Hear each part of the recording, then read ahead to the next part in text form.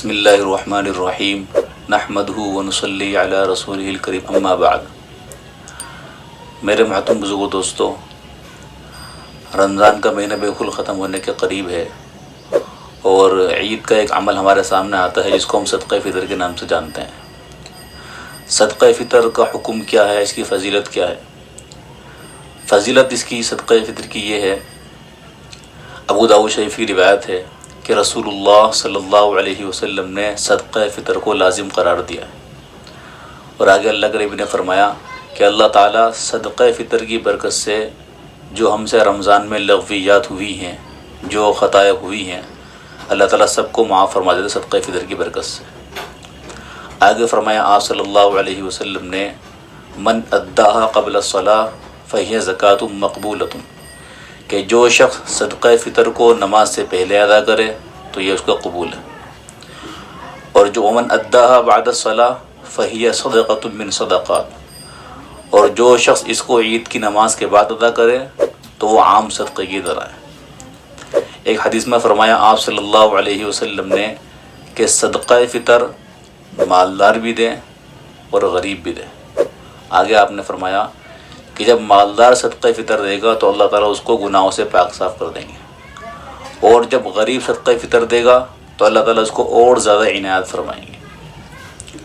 تو ہم سے رمضان میں روزوں میں جو غلطیاں ہوئی ہیں، کوتاہیاں ہوئی ہیں، اللہ تعالیٰ صدقہ فطر کی برکت سے ہمارے سارے گناہوں کو اور یہ غلطی جو ہوئی ان کو معاف فرما دیں گے۔ صدقہ فطر ہے کس پر واجب؟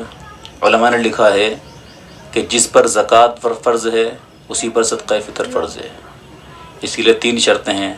نمبر 1 آزاد ہونا، غلام پر صدقہ فطر نہیں ہے۔ نمبر 2 مسلمان ہونا، غیر مسلم صدقہ فطر نہیں۔ نمبر 3 صاحب نصاب ہونا، غریب پر صدقہ فطر نہیں ہے، لیکن اگر وہ دے تو اور زیادہ بہتر ہے۔ اس میں 1 سال گزرنے بھی شرط نہیں ہے، جس طرح ہم زکوٰۃ دیتے ہیں 1 سال گزرنا ضروری ہے، یہ بھی شرط نہیں ہے۔ دوسری چیز، اگر کوئی انسان نصاب کا مالک ہو اور اس کے پاس جو مال ہو ضرورت سے زائد وہ مال نامی نہ ہو تب بھی اس کے ذمہ صدقہ فطر ہے۔ زکوٰۃ کے لیے تو ضروری ہے کہ اگر کسی کے پاس سونے چاندی کے علاوہ، کیش کے علاوہ وہ مال ہے جو مال نامی کے نام سے جانا جاتا ہے، جو تجارت کا مال ہے، تب اس پہ زکوٰۃ ہے۔ مثال کے طور پہ کسی کے پاس 3-4 مکان ہیں اپنے ذاتی، کرائے پہ چڑھا رکھے ہیں، تو ان کے کرائے پر تو زکوٰۃ ہے اگر وہ نصاب کو وقت پہنچ رہے ہیں، لیکن ان مکان پہ نہیں ہے۔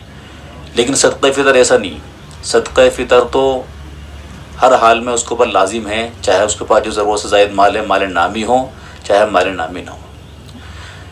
زکوٰۃ ہم جس طرح تقسیم کر دیتے ہیں، مثال کے طور پہ کسی کے پاس زکوٰۃ کے 1000 روپے ہیں، اب اس کو اختیار ہے، چاہے وہ 1000 روپے ایک جنے کو دے دیں، ایک شخص کو دے دیں، اور چاہے وہ 100 کر کے تقسیم کر دیں۔ لیکن صدقہ فطر تقسیم نہیں ہوتا۔ مثال کے طور پر ایک انسان کے اوپر 40 روپے صدقہ فطر ہے، جو ادنا مقدار ہے، اگر وہ اس کو تقسیم کرنا چاہے 20 ایک کو تو ادا نہیں ہوگا۔ ہاں، ایسا ہو سکتا ہے کہ کسی کے پاس 3-4 صدقہ فطر ہیں، اس کی اہلیہ کے ہیں، اس کے خود کے ہیں، اس کے بچوں کے ہیں، تو ایسا تو ہو سکتا ہے کہ ایک شخص کو 2 صدقہ فطر دے دیے، ایک کو 2 دے دیے، ایک کو 1 دے دیا، ایک کو 1، اس طرح تو ہو سکتا ہے، لیکن ایک ہی صدقہ فطر تقسیم ہو جائے اس کی گنجائش نہیں ہے۔ صدقہ فطر میں دینا کیا ہے؟ اعلیٰ درجے کی بات تو یہ ہے، اصل میں اللہ تعالیٰ نے انسان کو 3 کیٹیگری میں رکھا ہے۔ ایک تو جو بہت زیادہ مالدار ہیں، ایک درمیانی درجے کے ہیں، اور تیسرے جو ہے بالکل لوور کلاس کے۔ تو جو اعلیٰ درجے کے مالدار ہیں ان کے لیے صدقہ فطر جو ہے 3 کلو کشمش کے بقدر ان کو دینا چاہیے۔ اللہ کے نبی صلی اللہ علیہ وسلم نے جو صدقہ فطر دیا ہے وہ کشمش کے اعتبار سے دیا ہے۔ تو اگر اللہ نے کسی کو وسعت دی ہے مال میں اور اس کو مالداری دی ہے، مال دیا ہے، تو اس کو چاہیے کہ صدقہ فطر وہ ادا کرے کشمش کے اعتبار سے۔ اور اگر اللہ نے کسی کو درمیانی درجے کا بنایا ہے تو وہ صدقہ فطر دے 2 کلو کھجور کے اعتبار سے، 2 کلو کھجور وہ صدقہ فطر میں دے۔ اور اگر کسی کو اللہ نے اور نیچے درجے کا بنایا ہے تو وہ 1.25 کلو گیہوں یا جو کے اعتبار سے صدقہ فطر دے۔ ہمارے یہاں ہندوستان میں تقریباً جو ادنا درجے کا صدقہ فطر ہے گیہوں کے اعتبار سے اس کی جو قیمت ہے وہ تقریباً 40 روپے ہے۔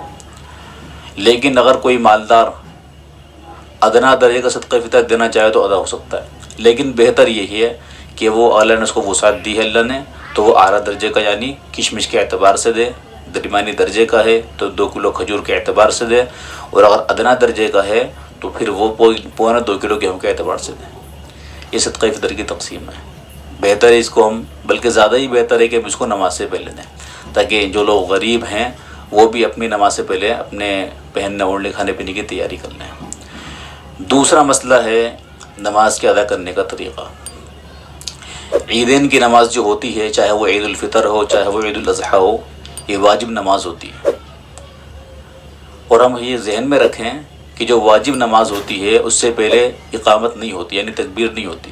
جیسے فجر کی نماز سے پہلے تکبیر ہے، ظہر سے پہلے، عصر سے پہلے، مغرب سے پہلے، عشاء سے پہلے تکبیر ہیں، جمعے سے پہلے تکبیر ہے، اقامت ہے۔ عیدین کی نماز سے پہلے تکبیر نہیں ہے، اور رمضان میں جو ہم وطر کی نماز جماعت سے پڑھتے ہیں اس سے پہلے بھی تکبیر نہیں ہے۔ تو ہم خیال رکھیں کہ جو نمازیں واجب ہیں ان سے پہلے کوئی تکبیر نہیں ہے، اسی طرح عید کی نماز سے پہلے بھی کوئی تکبیر نہیں ہے۔ طریقہ کیا ہے؟ طریقہ اس میں جس طرح ہم 2 رکعت پڑھتے ہیں اسی طرح ہے، فرق صرف اتنا ہے کہ اس میں جو ہے 6 تکبیر ہمیں زیادہ کہنی ہے، 3 تکبیر پہلی رکعت میں اور 3 تکبیر دوسری رکعت میں۔ اچھا، طریقہ کیا ہے؟ ہم سب سے پہلے اللہ اکبر کہہ کے نماز کی نیت باندھیں گے، جو کہ تکبیر تحریمہ ہیں اور ہر نماز سے پہلے اس کو پڑھتے ہیں، یہ تو فرض ہے۔ ہم نے اللہ اکبر کہہ کے نیت باندھی، سبحانک اللہم و بحمدک و تبارک اسمک و تعالی جدک و لا الہ غیرک پڑھا۔ اس کے بعد جو ہے ہم اللہ اکبر کہیں گے اور ہاتھ چھوڑ دیں گے، پھر دوبارہ اللہ اکبر کہیں گے، پھر ہاتھ چھوڑ دیں گے، پھر تیسری مرتبہ اللہ اکبر کہیں گے اور ہاتھ باندھ لیں گے۔ اعوذ باللہ بسم اللہ پڑھ کر سورہ فاتحہ پڑھی جائے گی، سورت ملائی جائے گی اور رکعت مکمل ہوگی۔ دوسری رکعت کے لیے کھڑے ہوں گے تو سورہ فاتحہ پڑھیں گے، سورت ملائیں گے، اس کے بعد جو ہے ہم اللہ اکبر کہیں گے، ہاتھ اوپر کر کے چھوڑ دیں گے، پھر دوسری مرتبہ اللہ اکبر کہیں گے، اوپر لے جا کر ہاتھ اوپر لے کر اللہ اکبر کہیں گے اور ہاتھ چھوڑ دیں گے، پھر تیسری مرتبہ ہاتھ اوپر لے کر اللہ اکبر کہیں گے اور چھوڑ دیں گے۔ یہ 3 تکبیر زائد ہو گئی۔ اب جب ہم چوتھی تکبیر کہیں گے تو ہم اس تکبیر کو کہتے ہوئے رکوع میں چلے جائیں گے، یہ رکوع کی تکبیر ہے۔ تو اس طرح 3 تکبیر زائد پہلی رکعت میں ہیں، 3 تکبیر زائد دوسری رکعت میں ہیں۔ پھر بھی اگر کسی کو مغالطہ ہو جائے، چونکہ یہ زائد تکبیریں جو ہے واجب ہیں، اور لاک ڈاؤن میں اتنی بھیڑ رہے گی نہیں نمازیوں کی، 5 کہیں پڑھ لیں، 10 کہیں پڑھ لیں، مسجد میں بھی 5 ہی پڑھیں گے۔ اگر کسی سے مغالطہ ہو جائے نماز پڑھانے میں، تکبیرات میں، تو سجدہ سہو کر لیں، ورنہ تو عام قاعدہ یہ ہے کہ جو عیدین کی نمازیں ہوتی ہیں، جمعے کی نماز ہوتی ہے، ازدحام کی وجہ سے یعنی بھیڑ کی وجہ سے اگر امام سے غلطی ہو جائے تو بھیڑ کی وجہ سے سجدہ سہو نہیں کریں گے، تاکہ کسی کو مغالطہ نہ ہو۔ سجدہ سہو موقوف ہو جاتا ہے عیدین کی نماز میں۔ لیکن چونکہ اب لاک ڈاؤن میں نمازی کم ہوتے ہیں، اگر امام سے غلطی ہو جائے اور وہ سجدہ سہو کرے تو سب کو معلوم ہو جائے گا ہاں بھائی سجدہ سہو کر رہے ہیں۔ تو عام قاعدہ تو یہی ہے کہ عیدین کی نماز میں، جمعے کی نماز میں اگر امام سے ایسی غلطی ہو جائے جسے سجدہ سہو لازم ہوتا ہے تو سجدہ سہو نہیں کرے گا۔ لیکن چونکہ اب لاک ڈاؤن میں نمازی 5-6 رہیں گے، اس لیے اگر اس سے تکبیرات کے اعتبار سے یا کسی ایسے اعتبار سے جس سے سجدہ سہو لازم ہوتا ہے، اگر وہ سجدہ کریں تو کوئی مذائقہ نہیں ہے۔ عید کی نماز کے بعد دعا ہوتی ہے، پھر خطبہ ہوتا ہے۔ جمعے کی نماز کے لیے جمعہ کا خطبہ شرط ہے اور جمعے کی نماز سے پہلے پڑھا جاتا ہے۔ اگر جمعے کی نماز سے پہلے خطبہ نہیں پڑھا تو نماز نہیں ہوگی۔ عید کی نماز کے بعد خطبہ پڑھا جاتا ہے، لیکن شرط نہیں ہے، سنت ہے۔ اگر کسی کا ایسا موقع ہو کہ خطبہ یاد نہ ہو یا کوئی سی مجبوری سے وہ پڑھ نہ سکے، تب اگر وہ خالی عید کی نماز پڑھ لے تب بھی اس کے لیے کافی ہو جائے گا۔ ہم اس کا خیال رکھیں۔ اللہ تعالی ہم سب کو ان باتوں پر عمل کرنے کی توفیق عطا فرمائے۔ فقط السلام علیکم ورحمۃ اللہ۔